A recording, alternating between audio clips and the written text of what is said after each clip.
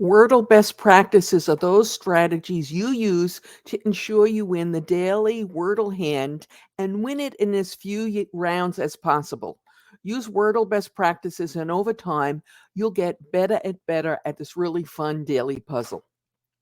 Hey guys, I'm Mary Schaefer, founder of AP Now and author of Wordle, the Rules, Strategy, and Expert Tips. So let's get started with our best practice. Best practice number one: play every day or as often as you can. I try and play every day, but I occasionally miss one when I'm traveling. And then I try and play it on my phone, but I don't always do that. So, best practice number one: play every day. Best practice number two: with your guesses, focus on your vowels, getting on some vowels until you have two, at least two.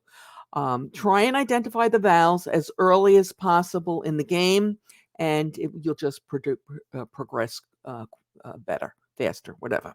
Okay, best practice number three: unless you get four letters on your first try, don't try and guess the answer on the second try. Go for finding different missing letters. So I know a lot of times on my first try, I get an A and an E, and it's just nowhere. And so then I try and find some other letters. So have a good, strong second word, if you will, because sometimes in the first round you only get, one or two. So don't start guessing at that point. However, if you get two vowels on the first try, best practice number four says you might try using them in your subsequent guesses so you can get the proper location of the vowels. And once you get the proper location of a letter, it kind of makes it narrows your choices down, which can make it a little harder, but it makes it so that you'll win in fewer rounds. So once you have two vowels, yes, sometimes the answer is only has one vowel or only a Y in a few cases, but we're going for the most frequent. Okay. Best practice number five: don't forget that the same letter can be used twice. I don't know how many times I've been in a situation where, I have three or four letters and I can't figure it out and I can't figure it out. And I'm using all the different letters that I haven't tried yet, forgetting that a letter can be used twice. Okay. Um, Best practice number six. And boy, do I forget this one often. And that is, don't rush. When you're playing and you're guessing, don't automatically put in the first thing that comes into your head. We had an example this week. Okay. I had UDGE, and I just started putting whatever came into my head first. And I went from budge to pudge to fudge to nudge. And finally, as you know, if you played this particular hand, judge was the right solution. Now, truth be told, even if I had stopped and thought, there's no way to know which one of these would have been the correct answer. It's not like one is more likely than the other, the way we know that some letters are more likely to appear in the final solution than others. But once you get down to this point, it isn't. But still, don't rush. I mean, when I got it, the first thing that popped up into my mind, I believe, was budge, and I put it in. I was so pleased with myself.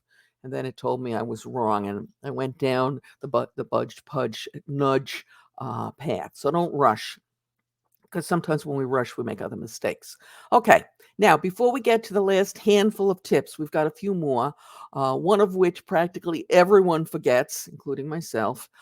If you like this broadcast, please give us a thumbs up. And if you love it, please subscribe. We produce new content for the channel 3 times a week. Accounts payable and payment issues are discussed on Tuesdays and Thursdays, and we have fun on Saturdays with Wordle. Okay, best practice number 7: remember that there are no plurals, but no plurals does not mean that the word can't end in an S, okay? So sometimes we put that out of our mind, but you can have things like glass or class, and there's many other words that could be a possible solution. So S can be in the last position, just not if it's a plural. And yes, okay. Best practice number 8: don't forget to rely on information from earlier rounds that lead you to infer things, okay? This is especially true when it comes to the location of a letter. So, for example, I was working on one recently, and I knew that O and A were in the answer. I just didn't know where. And then I found out that I think A was in the second position. I think it was A. Well, it's unlikely that O is going to be in the first position, and you're going to have a word that starts with OA. There might be a few of them, but that's really not. So you could infer that that second vowel was someplace else. Best practice number 9, not an issue for us Americans, but remember, they use American spelling, not British spelling. There's no right or wrong way to do this. It's just they've chosen to use American spelling.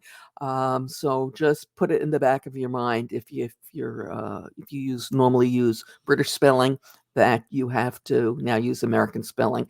And I guess the big one with us is like in words like flavor, we end up with VOR, not VOUR. That's one of the big differences. And we use more Z's, but I don't know if there are any 5-letter words where it would come into play. Okay, so like for example, we say optimization, there's a Z in it, not an S. Okay, and best practice number 10, start with a strong starting word. For this is the best way to get your solution off to a good start, and you want to get off to a good, strong start. We recently did a video about finding good starting words, and you can use it. You can view it watching the link that will appear momentarily on the screen on YouTube and is in the show notes below. As always, we appreciate your thumbs up, your subscribes, your shares, and your comments. Happy wordling.